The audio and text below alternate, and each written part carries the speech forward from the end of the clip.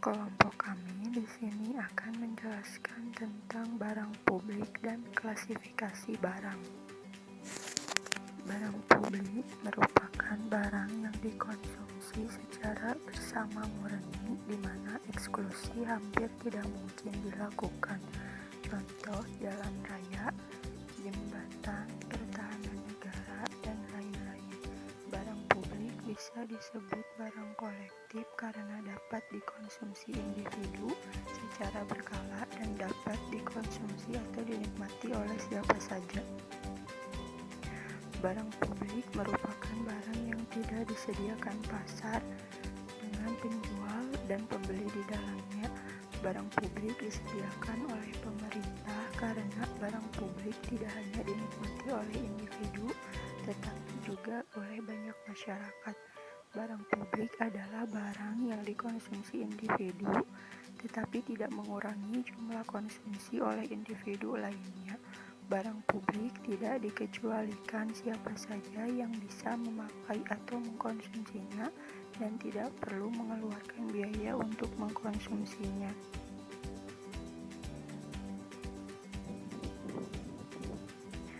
Dalam ilmu ekonomi, barang publik adalah barang yang memiliki sifat non-rival dan non-eksklusif.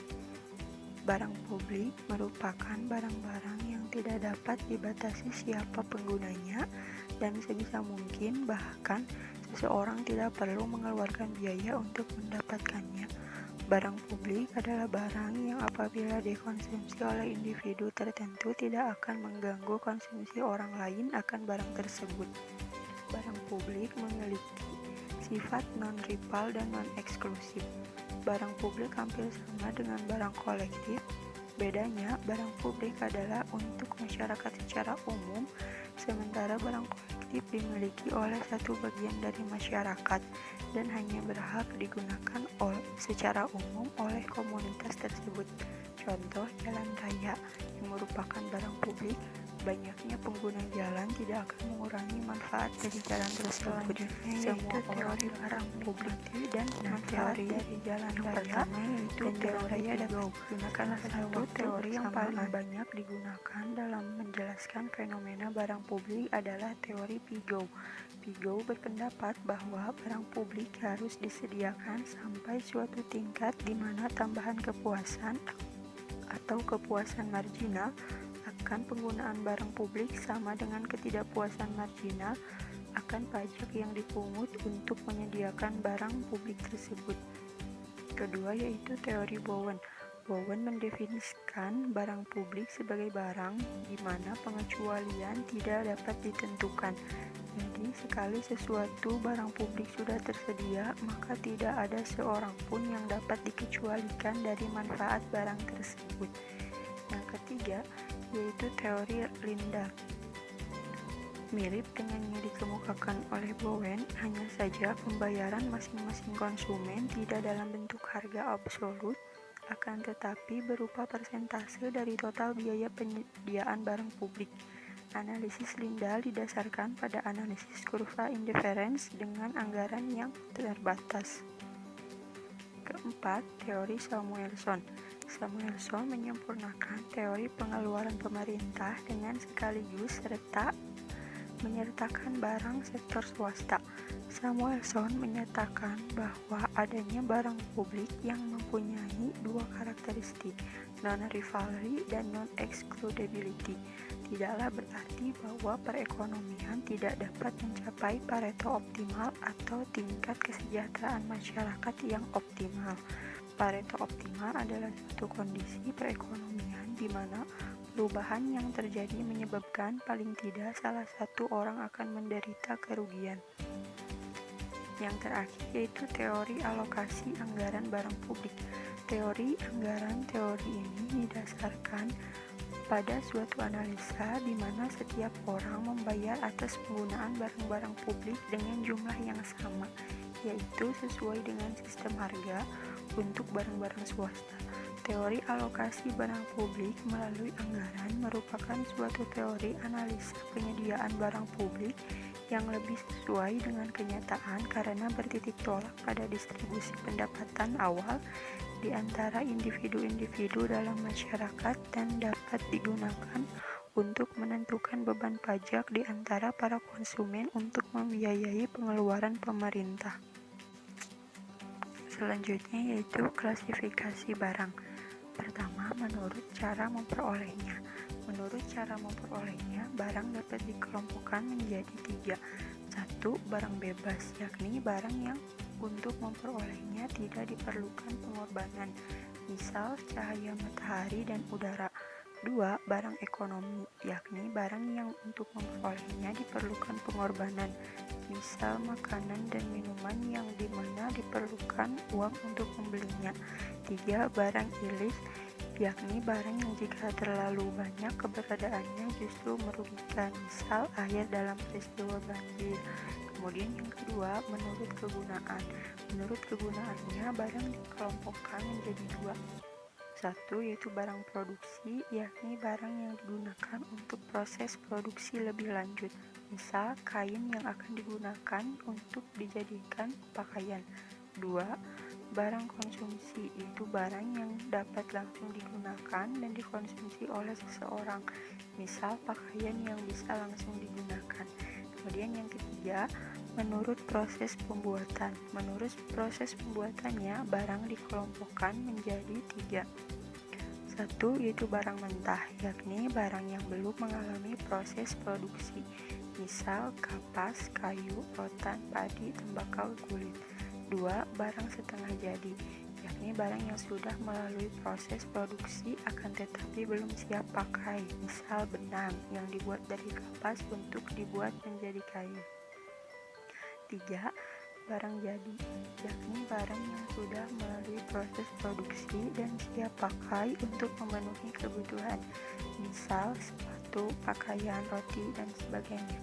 Dan yang keempat, menurut hubungan dengan barang lain. Menurut hubungannya, barang dibagi menjadi 2. 1. Barang substitusi, yakni barang yang dapat mengganti fungsi barang lain. Contohnya, lampu neon yang dapat menggantikan fungsi dari lampu pijar sebagai penerangan. 2. Barang komplementer, yakni barang yang dapat melengkapi fungsi dari barang lainnya. Contohnya, bensin yang dapat melengkapi mobil sebagai alat transportasi. Tanpa bensin, mobil tidak akan dijalankan. Selanjutnya, macam-macam barang publik. Barang publik memiliki 2 sifat atau 2 aspek yang terkait dengan penggunaannya.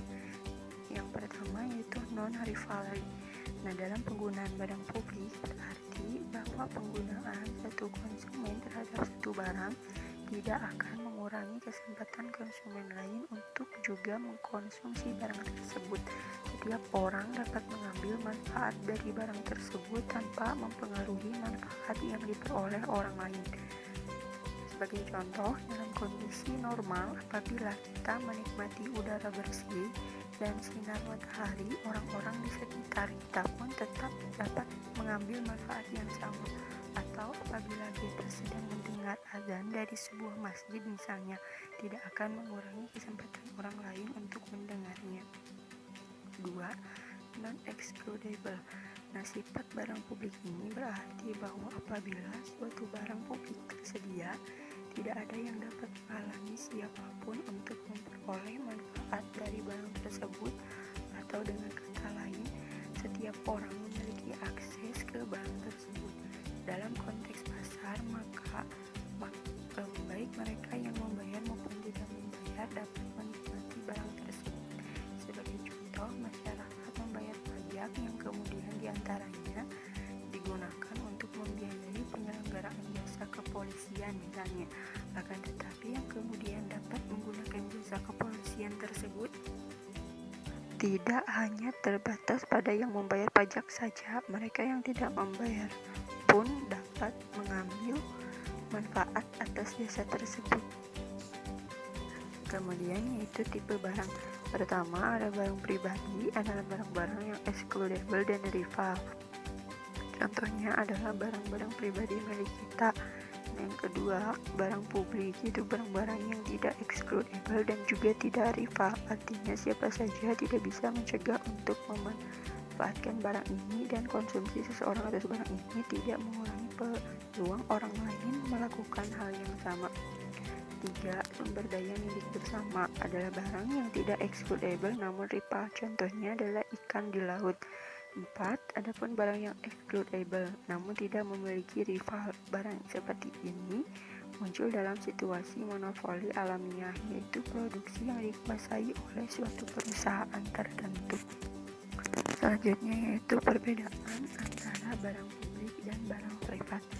Terdapat beberapa perbedaan karakteristik antara barang pribadi dan barang publik. Pertukaran barang pribadi dalam mekanisme pasar tidak menghasilkan eksternalitas, sedangkan pertukaran barang publik selain dapat menghasilkan manfaat eksternal, juga dapat menyebabkan beban eksternal bagi pihak lain. Contoh, barang publik yang menghasilkan manfaat eksternal adalah pertahanan nasional, dan contoh barang publik yang menghasilkan beban adalah penyediaan mesin atau peralatan yang menyebabkan adanya polusi udara. Perbedaan lain adalah bahwa biaya marginal untuk distribusi barang publik kepada konsumen adalah nihil. Hal ini merupakan efek dari sifat non-rival consumption.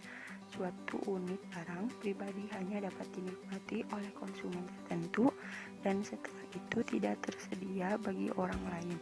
Sedangkan suatu barang publik tidak dapat dibagi-bagi menjadi bagian-bagian yang terpisah yang dapat dikonsumsi habis. Jadi, satuan kuantitas barang publik dapat dinikmati bersama-sama secara kolektif oleh sekelompok orang.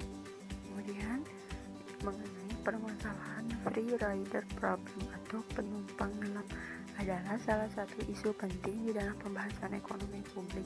Dalam sistem harga pasar, keberadaan free rider ini dapat menyebabkan terjadinya distorsi harga pasar. Pada kesempatan ini, kita ingin membahas lebih jauh mengenai apa itu free rider dan bagaimana perilakunya. Free rider atau penumpang gelap adalah keengganan individu-individu untuk berkontribusi secara sukarela dalam mendukung penyediaan barang publik, atau dengan bahasa lainnya bahwa free rider adalah seseorang yang mencari atau menikmati keuntungan atas barang publik yang dibiayai orang lain tanpa individu tersebut memberikan kontribusi biaya dalam pembiayaan barang publik yang disediakan. Masalah free rider adalah masalah yang harus dihadapi ketika membicarakan barang publik akan disediakan. Sebuah sistem yang mensyaratkan kontribusi secara sukarela untuk penyediaan dan pembiayaan barang publik dapat berjalan apabila komunitas publik terdiri hanya beberapa individu. Dalam kelompok kecil, masing-masing orang kenal satu sama lain, dan apabila mempunyai gagasan penyediaan suatu barang akan mudah mencapai ekonomi. Karena setiap anggota kelompok dengan mudah dapat mengidentifikasi manfaat barang tersebut. Sebagai contoh, kelompok orang yang menghuni sebuah apartemen yang mewah mempunyai kepentingan yang sama dalam memperbaiki jalan akses atau mengadakan proteksi keamanan, akan secara mudah mencapai kompromi untuk menyediakan barang publik tersebut dengan mendanai secara bersama-sama.